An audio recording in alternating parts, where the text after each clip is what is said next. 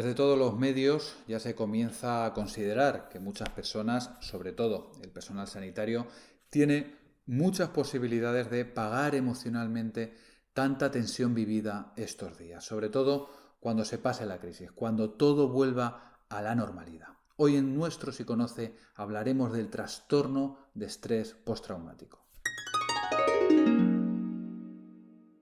El trastorno de estrés postraumático fue recogido por primera vez por las grandes clasificaciones en 1980, pero el concepto clínico es bastante más antiguo y surge a partir de los estudios con excombatientes de la guerra del Vietnam.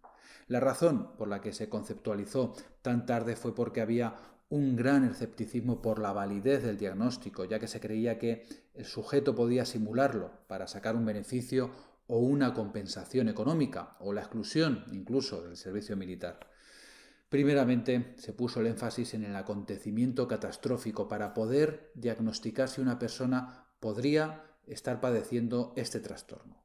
Esto al final se abandonó y actualmente se diagnostica a pesar de la consideración de si el acontecimiento es catastrófico o no, pues se observó desde un inicio que diferentes personas tenían diferentes consecuencias ante el mismo estresor, desarrollando unas el trastorno y otras no.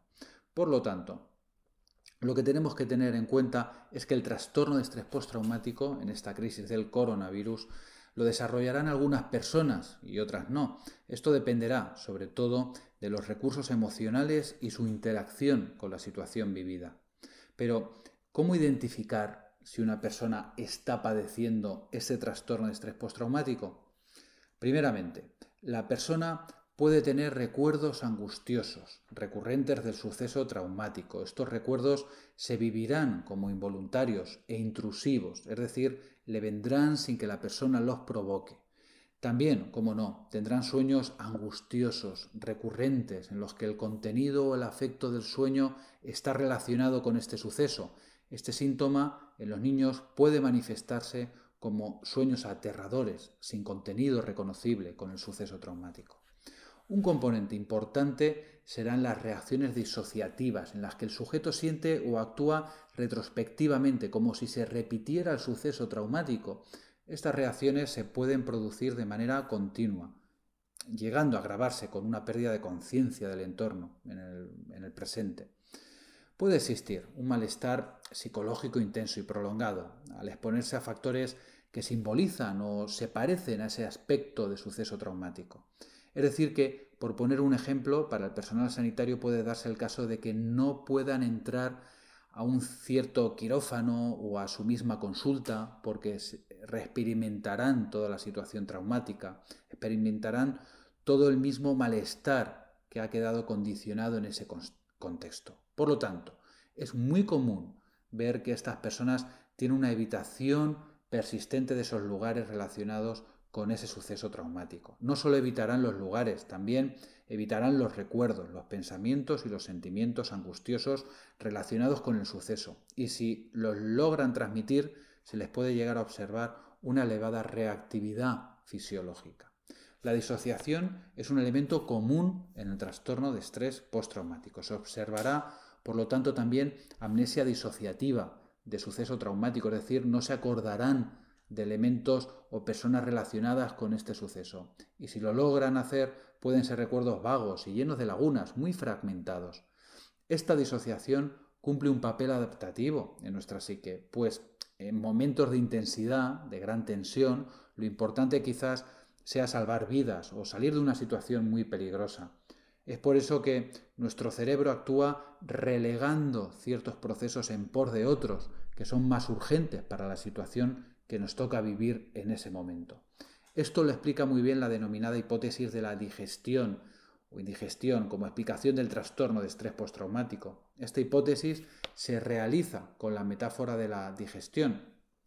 Cuando estamos comiendo, deberemos de hacerlo bocado a bocado. Si la situación nos apremia a que vayamos rápidos y veloces comiendo, esa comida nos podrá atragantar y no procesaremos bien los alimentos en esa digestión, creando un malestar y una gran pesadez, etc.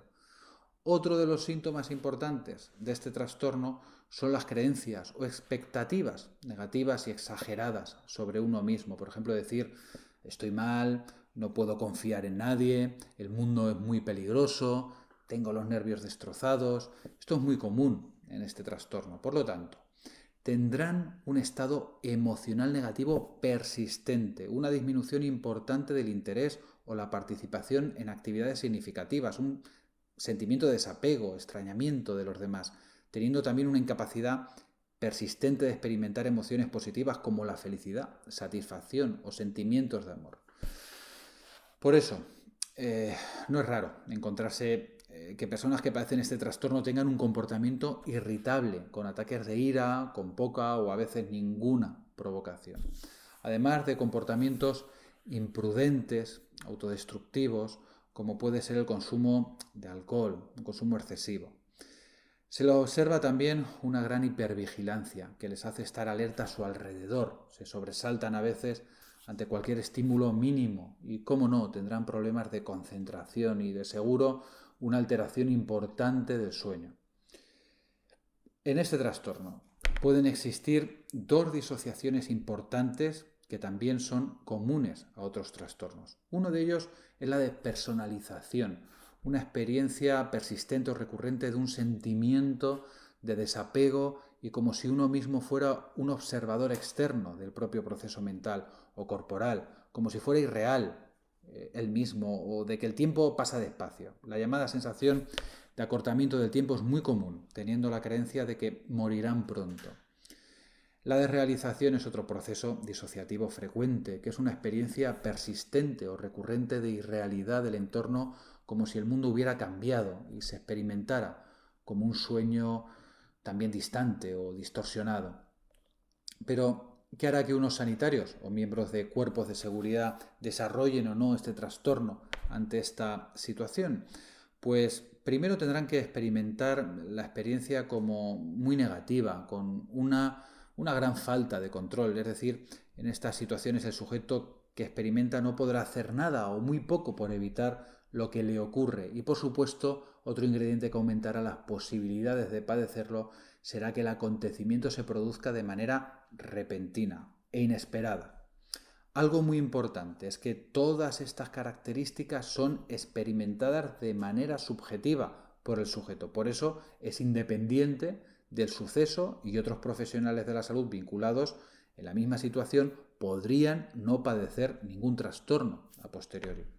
La culpa es otro de los síntomas que podrían aparecer en estos profesionales y es que ya lo estamos viendo, tienen que tomar decisiones de mucho calado que implicarán el salvar o no una vida y lo tendrán que decidir por la saturación que están viviendo muchas veces en segundos. Esto se puede manifestar a posteriori, a manera de rumiaciones y estados depresivos.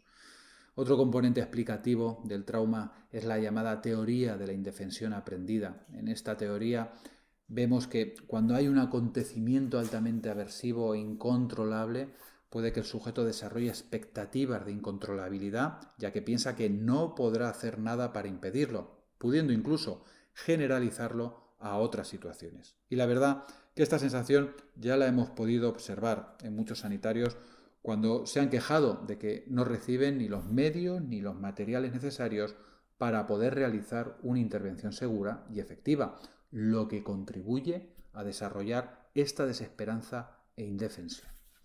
Y ahora llegamos a una característica importante de este trastorno, el momento de los primeros síntomas. Pues bien, aquí se observarán personas que lo desarrollarán inmediatamente después del trauma, unos días, meses o incluso años después también de esta experiencia. Es que es un trastorno que se esconde muy bien debido sobre todo a esas disociaciones tan frecuentes.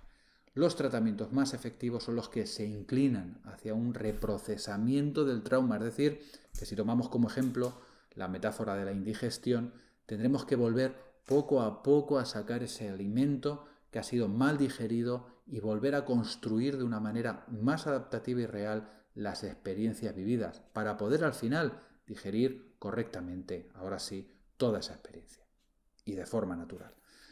Suscríbete para poder estar al tanto de nuestras píldoras de psicología. Hasta el siguiente Psiconoce.